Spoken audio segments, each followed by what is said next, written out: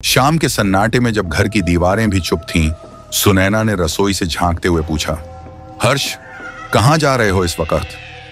लेकिन हर्ष जैसे किसी और ही दुनिया में खोया हुआ था। उसने न कोई जवाब दिया, न ही कोई प्रतिक्रिया दिखाई। वो सीधा बाहर की ओर बढ़ा और दरवाजा खोलने लगा। सुनैना की आवाज अब तेज होती जा रही थी। हर्ष, सुन तो लो। तभी हर्ष रुका, एक पल को ठिठका और फिर गेट बंद कर वापस भीतर आया। लेकिन जो लौट कर आया वो शायद हर्ष नहीं था। उसकी आंखें सुनी सुनी थीं, चेहरा सख्त और शरीर अजीब ढंग से कांपता हुआ। उसने सुनैना का गला पकड़ा और एक ऐसी आवाज में बोला जो किसी और की लग रही थी, काली, भारी और बेहद डरावनी। ये हमारा वक्त है, हर्ष और मेरा। तू हर बार बीच में आ जाती है। एक बार और रोका ना तो तेरी जबान खींचकर खा जाऊंगी। फिर देखती हूं कैसे मेरा नाम कोई और लेता है। सुनैना की रूह कांप गई। वो चीख भी न सकी, बस आंखों में भय जम गया। कहा जाता है कि प्रेम सिर्फ इंसानों तक सीमित नहीं, कुछ आत्माएं जो अधूरी रह जाती हैं वो वापस लौट आती हैं, कभी किसी प्रेमी के रूप में, कभी किसी दुश्मन के।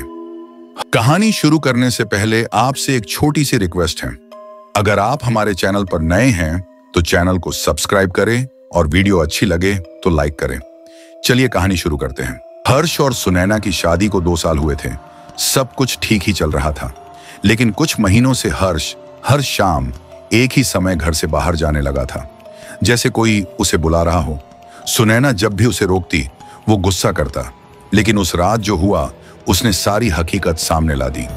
वो कोई इंसानी गुस्सा नहीं था, वो एक परछाई थी, एक आत्मा जो खुद को हर्ष की प्रेमिका मानती थी और सुनैना को उसकी राह का कांटा।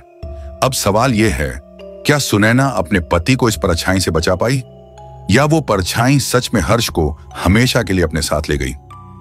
दिल्ली की सड़कों पर दिन भर की भागदौड़ के बाद सुनैना ने अपने ऑफिस से बाहर कदम रखा। सूरज ढलने को था, लेकिन हल्की सी धुंध उसे और अधिक सुस्त बना रही थी। उसकी आंखों में थकान थी, लेकिन दिल में एक उम्मीद थी। शादी के बाद यह पहला महीना था जब वह हर्ष के साथ अपने नए जीवन की शुरुआत कर रही थी। आज रात हम बाहर खाने जाएंगे, ठीक है? हर्ष का संदेश उसकी स्क्रीन पर आया। सुनैना मुस्कुराई। वह जानती थी कि हर्ष उसे खुश रखने के लिए बहुत कुछ करता है, लेकिन साथ ही उसे यह भी लगता था कि हाल के दिनों में हर्ष की आदतें कुछ अजीब सी हो गई हैं। हर्ष एक स्मार्ट और आकर्षक व्यक्ति था। उनका प्यार कॉलेज से शुरू हुआ था और आज वह दोनों एक खुशहाल शादीशुदा जीवन जी रहे थे।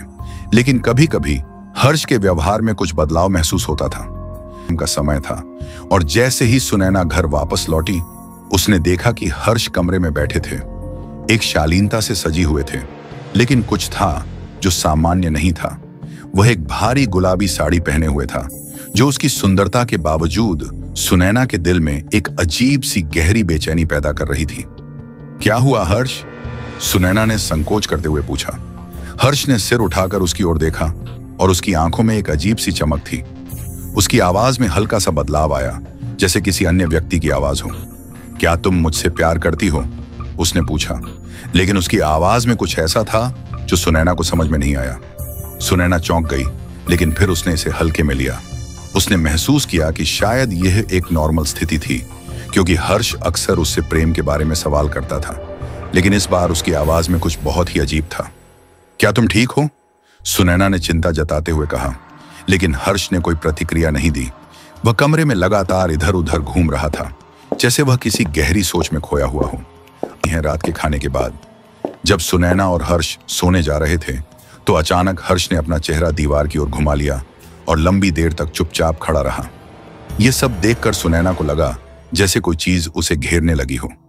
उसने धीरे से हर्ष का हाथ पकड़ा और पूछा, तुम क्या कर रहे हो?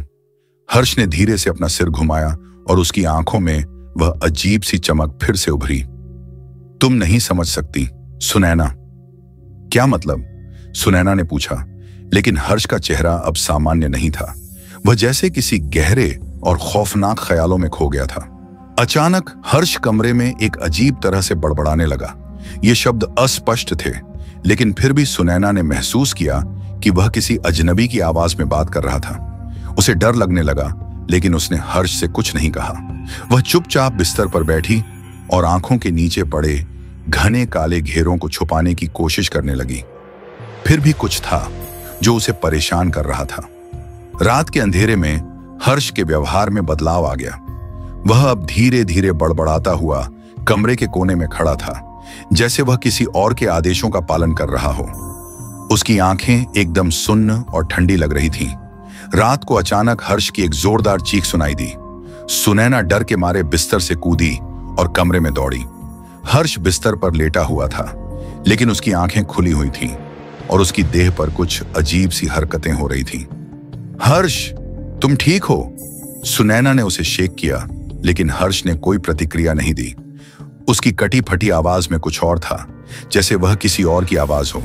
मुझे छोड़ दो सुनैना, मैं अब वापस नहीं आ सकता। हर्ष की यह बात सुनकर सुनैना के पैरों तले जमीन खिसक गई।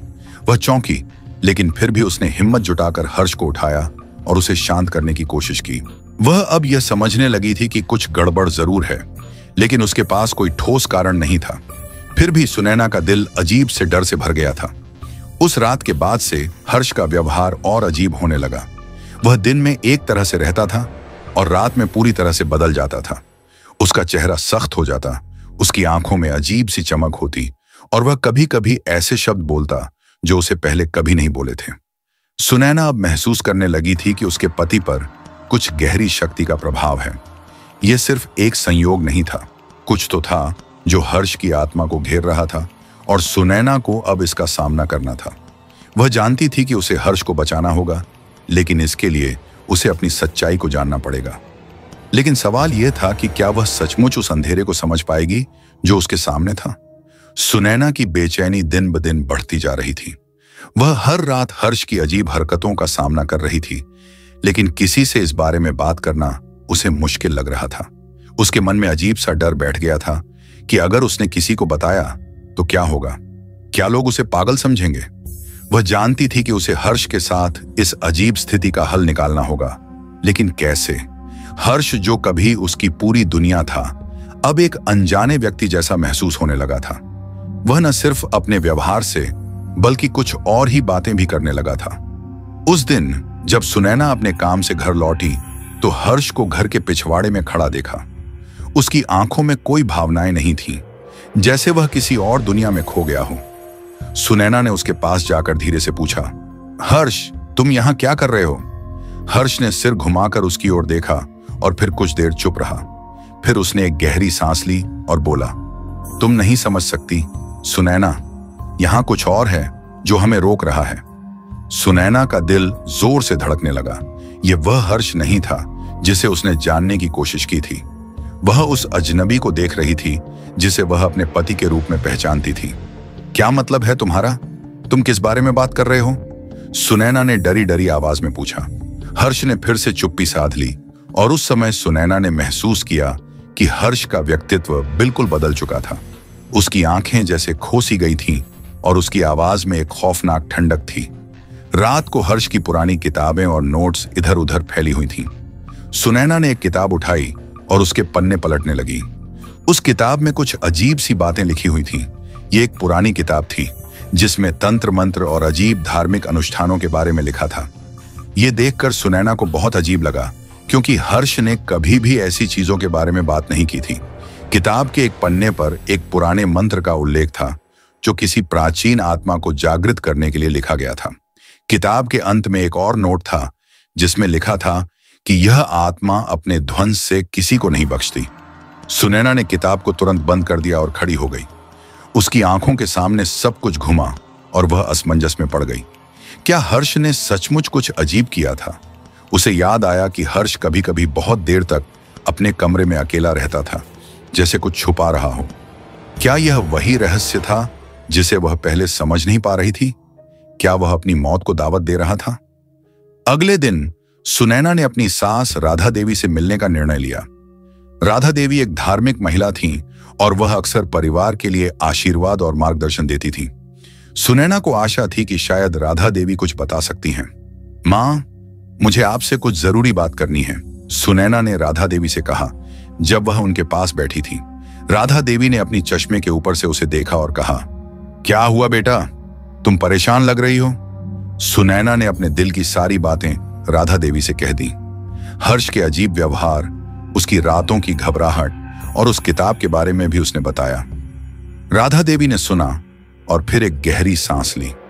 तुमने ठीक किया जो मुझसे बात की, बेटा, राधा देवी ने कहा। यह सब कुछ नया नहीं है। हमारे परिवार में एक पुरानी परंपरा है और बहुत समय पहले किसी ने तंत्र मंत्र के द्वारा एक आत्मा को जागृत कर लिया था और वह आत्मा कभी भी शांति से नहीं रहती। वह किसी को भी शिकार बना सकती है। सुनैना के दिल में और भी खौफ बैठ गया। क्या इसका कोई इलाज है? सुनैना ने सवाल किया। राधा देवी ने गंभीर होते हुए कहा, हर्ष को अब बचाना आसान नहीं होगा, लेकिन हमें इस आत्मा को शांति देना होगा। यह तभी होगा जब हम उसे उसी जगह वापस भेजेंगे जहां से वह आई थी। सुनैना ने राधा देवी से अधिक जानकारी प्राप्त की और उस शाम उसने किताब को फिर से खोला। किताब के अंदर कुछ और भी रहस्यमयी बातें छिपी हुई थीं, जो अब तक वह नहीं देख पाई थी। उसमें एक मंत्र था जो आत्मा को पुनः उसके पूर्व स्थान पर भेजने की प्रक्रिया के बारे में था। सुनैना ने तर्क किया कि अगर वह इसे सही तरीके से कर सकी तो शायद हर्ष को बचाया जा सकता था। उसने किताब में दिए गए संकेतों का अनुसरण करना शुरू किया, लेकिन उसे समझ में नहीं आ रहा था कि यह सब कैसे करना है। वह डर रही थी, लेकिन साथ ही उसने यह महसूस किया कि वह इस अंधेरे से बाहर निकलने के लिए कुछ भी करेगी। रात के अंधेरे में हर्ष के कमरे के पास सुनैना ने सब कुछ तैयार किया। वह मंत्र को ठीक से पढ़ने का प्रयास कर रही थी। तभी अचानक कमरे से एक गहरी और भयानक आवाज आई। तू सच में जानना चाहती है कि हर्ष के साथ क्या हुआ? सुनैना चौंक गई।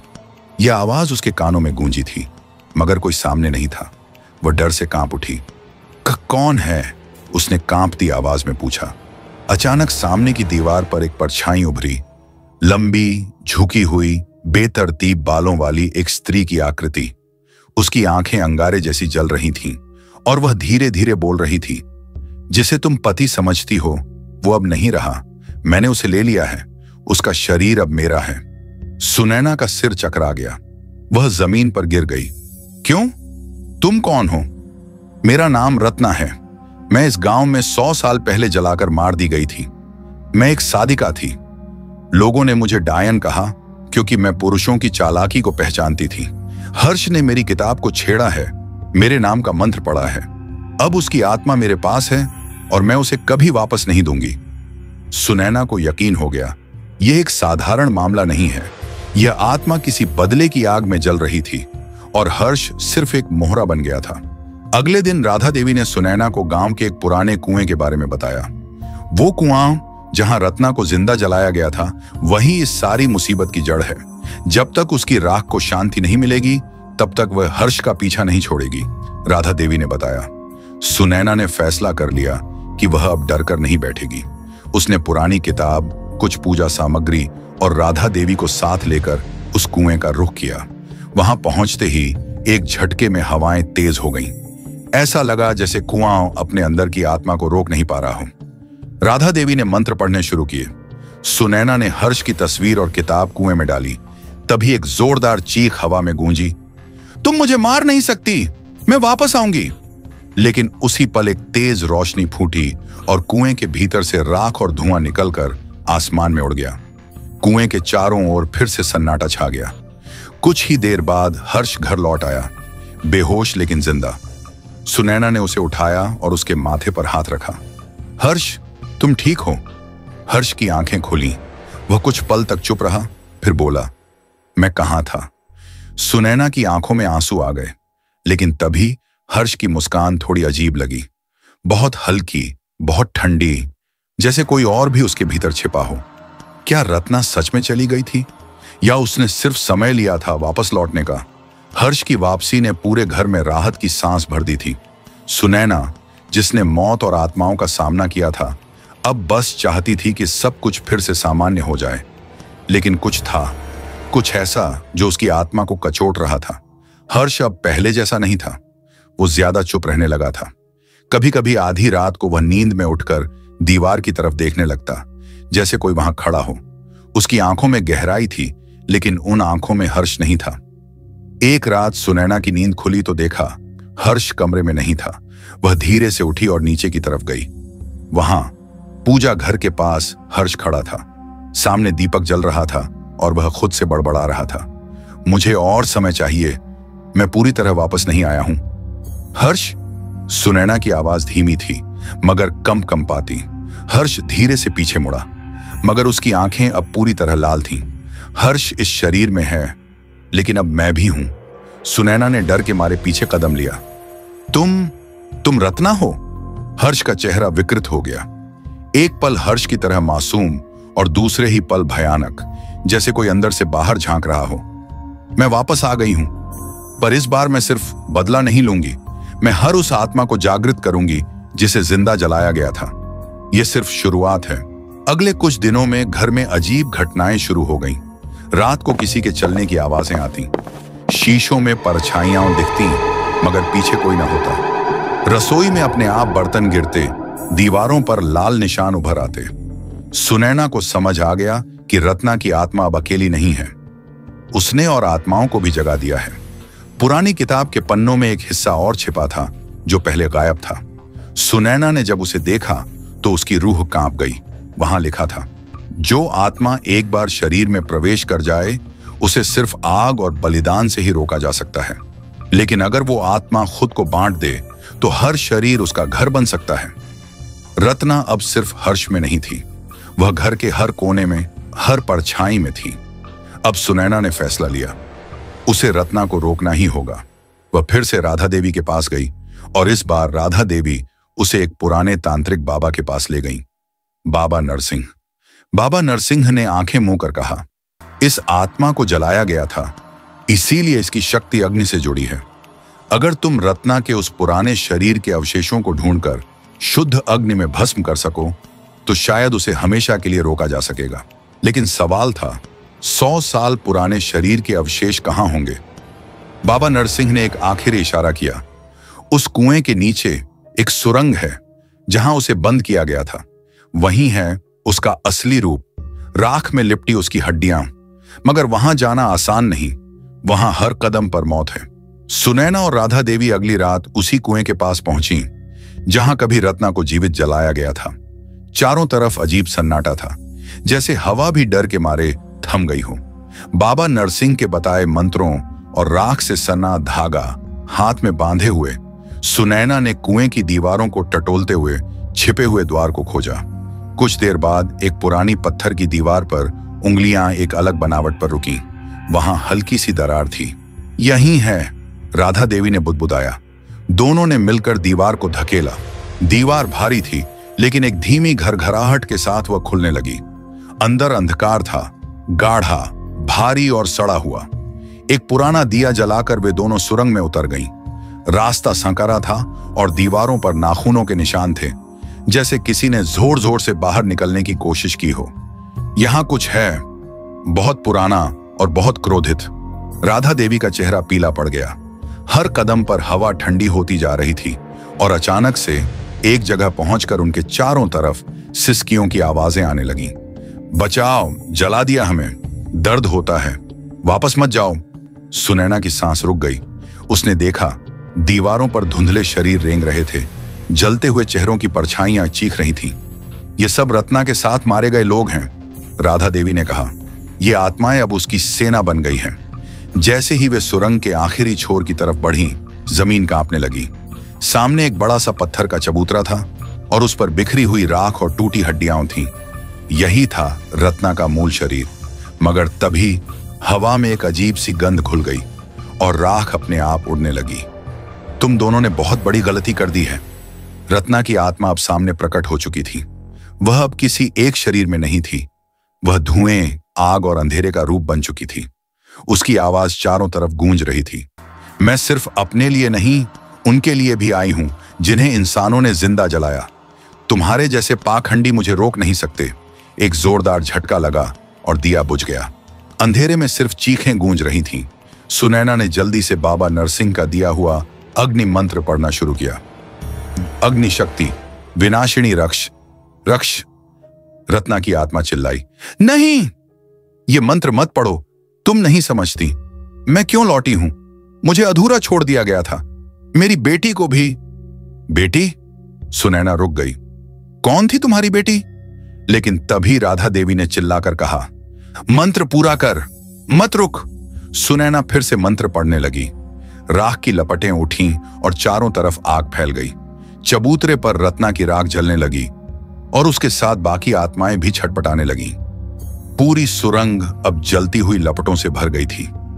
एक आखिरी चीख, मैं फिर लौटूंगी, और फिर सब शांत। राख जल चुकी थी और सुरंग गिरने लगी थी। सुनैना और राधा देवी किसी तरह बाहर की तरफ भागी और जैसे ही दोनों ने सुरंग का द्वार पार किया, वह अंदर से ढह गई। सब खत्म हो गया था। रत्ना की आत्मा मुक्त हो गई थी और उसके साथ उन सब का भी अंत हो गया जो वर्षों से अंधेरे में कैद थे।